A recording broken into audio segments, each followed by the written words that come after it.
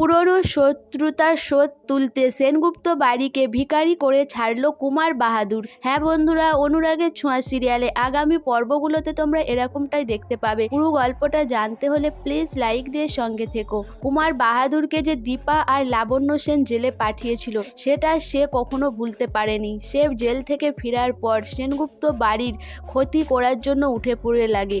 কুমার বাহাদুর মিসকার বাবার সাথে হাত মিলাই যাতে সেনগুপ্ত বাড়ির সব সম্পত্তি তারা নিজেদের নামে লিখে নিয়ে সেনগুপ্ত বাড়িকে একদম ভিখারি করে ছাড়ে। এদিকে মিসকার বাবা মিসকার সাথে যেটা হয়েছে সেটা সে মেনে নিতে পারে না।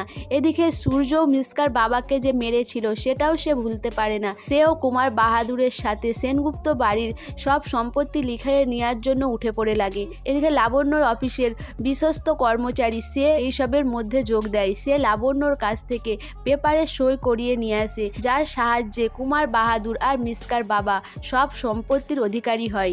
এরপরেই যখন সেনগুপ্ত পরিবারের সবাই তিস্তার বিয়েটা মেনে নেয়, ভিক্টর আর তিস্তার রিসেপশন পার্টি ঠিক করে এবং সেই অনুষ্ঠানের দিনকার সবাই আনন্দ করছে, সেই সময় কুমার বাহাদুর আর মিসকার বাবা এসে হাজির হয়। বলে যা আনন্দ করার করে নিন, এরপরে তো মাথার উপরে ছাদ থাকবে না আর খাবারও জুটবে না, তাই আনন্দটা আজকেই সব করে নিন। এটা শুনেই লাবণ্য সেনগুপ্ত বলে যে এটা কি বলছেন, আপনারা এখানে কি করতে এসেছেন? আপনার দিকে তো ইনভাইট করা হয়নি, আপনারা এখনই এখান থেকে বেরিয়ে যান। কিন্তু কুমার বাহাদুর বলে যে লাবণ্য, আমরা তো বেরিয়ে যেতে আসিনি, আমরা তো এখানে এবার থাকবো, তোমরা এই বাড়ি থেকে বেরিয়ে যাও, এই বাড়ি এখন আমাদের। এই কথাটা শুনে বাড়ির সবাই চমকে উঠে। জয় বলে যে এইসব কি বলছেন, এই বাড়ি আপনাদের হতে যাবে কেন? তখনই মিসকার বাবা বলে পরিষ্কার লেখা আছে এই বাড়ি আমাদের, উকিল বাবু আপনি ওর দিকে কাগজগুলো সব দেখিয়ে দিন। এরপর উকিল এসে জয়ের হাতে দলিল ধরিয়ে দেয়। এটা দেখে জয় অবাক হয়ে যায়। সে ভাবে যে এই সম্পত্তি কোম্পানি সব কিছু তো কুমার বাহাদুর আর মিসকার বাবার নামে, এটা কি করে সম্ভব? জয় তখন সেটা লাবণ্যর হাতে ধরিয়ে দেয়। লাবণ্য দেখেই তো অবাক হয়ে যায়। কুমার বাহাদুর বলে এবার তোমরা এই বাড়ি ছেড়ে বেরিয়ে যাও, এই বাড়িতে তোমাদের থাকার কোনো অধিকার নেই।